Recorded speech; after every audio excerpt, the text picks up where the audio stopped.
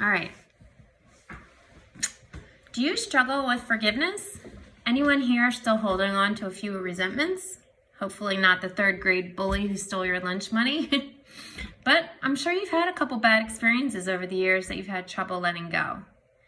Maybe it's forgiving yourself for something you've done.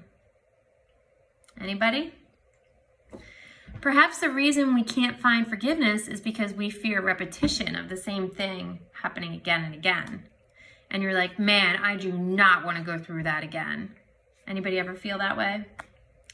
I know this was the case for me when I went through a relationship breakup. I did not want to repeat the same patterns and mistakes I had made and what I had experienced.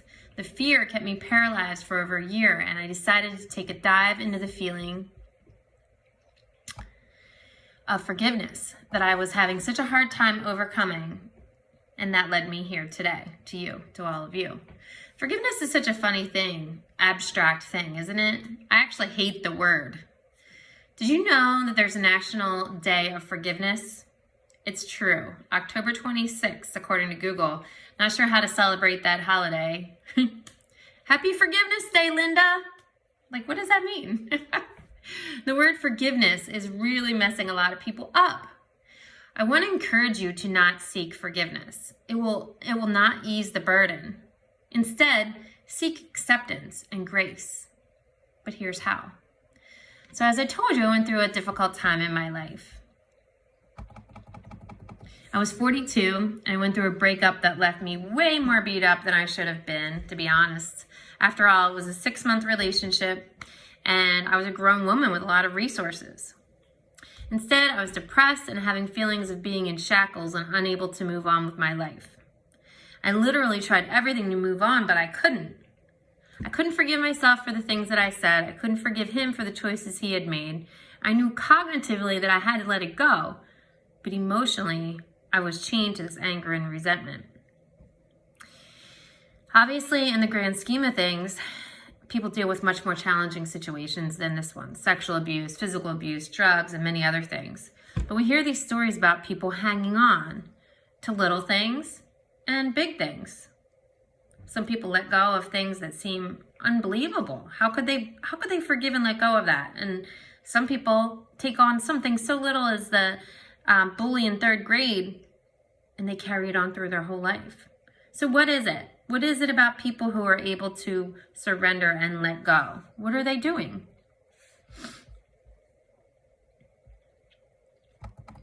In order to think about forgiveness, we have to understand both sides. We have to think about how many times people have forgiven us and all the stupid things we've done in our life that we wish we could forget, that we want other people to forgive us for. I think the problem is that people think of forgiveness as a pill you swallow, but the definition is the action or process of forgiving or being forgiven. It's an action or a process. It's such a funny thing. I mean, if we immediately forgive ourselves and others the second after something happens, we wouldn't have the time to process and learn from it. And of course, we wouldn't be humans and have anger or sadness. So there, of course, is a timeline.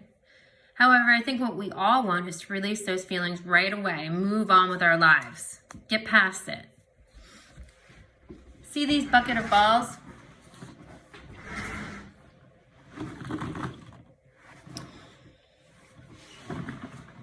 This bucket of balls says anger. Let's pretend that these balls are anger. If we never reached into this basket, we would not be human.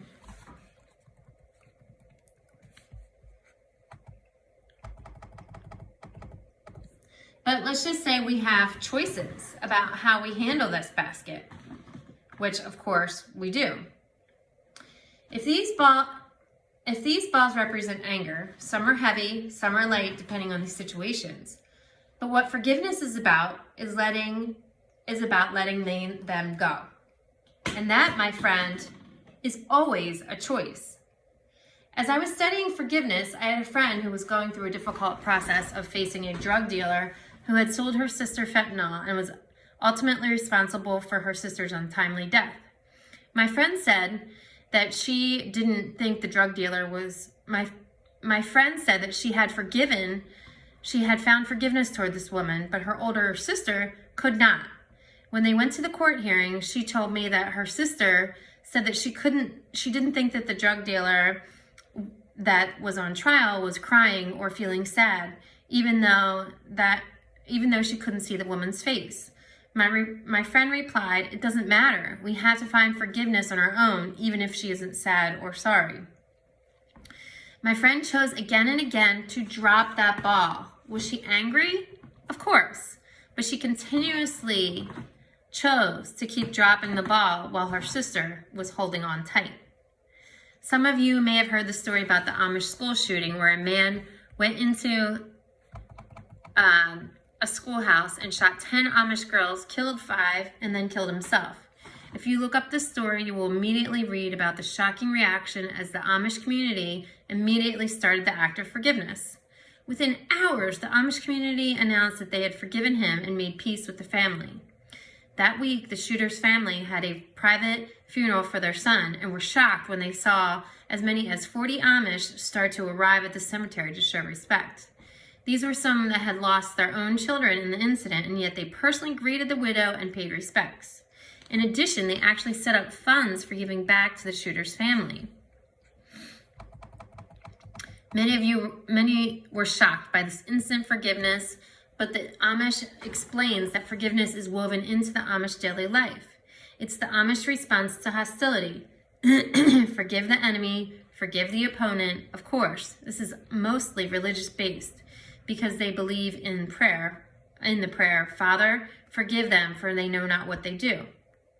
They know not what they do? Well, that's a heavy pill for us to swallow, isn't it? They actually teach to forgive and forget. Forget? To them, forgetting means not talking about it and releasing it, letting go. So I guess what I'm here to talk to you about isn't forgiveness at all. It's about acceptance and grace. I believe that the Amish community was able to move on by forming a relationship with the shooter's mom that still continues today as she volunteers with the survivors. I believe that my friend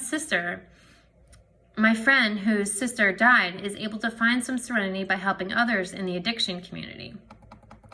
But here's the thing about dropping those balls.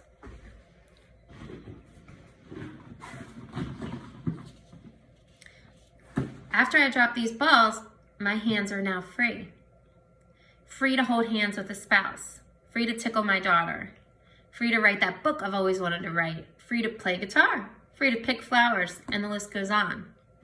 Edith Edgars understands this concept fully. She was a survivor of Auschwitz in the Holocaust and was interviewed by Oprah. She believes that holding on to anger is choosing to be a victim, a life she chooses to not embrace. Her story about the trauma she experienced will make you wonder how anyone could forgive those grueling acts of torture. Here's a question for you. What if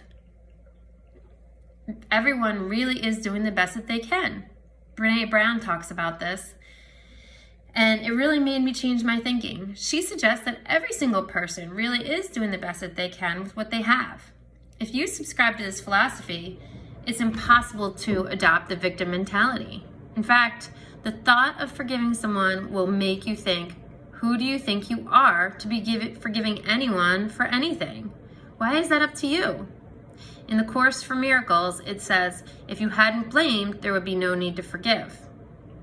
So what do all of these people who have found forgiveness have in common? Well, for one thing, they surrendered and dropped the ball over and over again. Did they have anger and nightmares? Of course, but they kept choosing compassion and grace. They kept letting the balls go. They also took some sort of action, whether it was writing a book or reaching out to have a conversation or sharing their experience. They used that experience to help others. How much more could you accomplish if you could let go of any resentments? What if you adopted these philosophies in the office when you were angry or on the highway when someone cuts you off? How can this ability to be more resilient help you to lead your best life? I encourage you, let go of those balls. Choose peace, choose love, choose acceptance.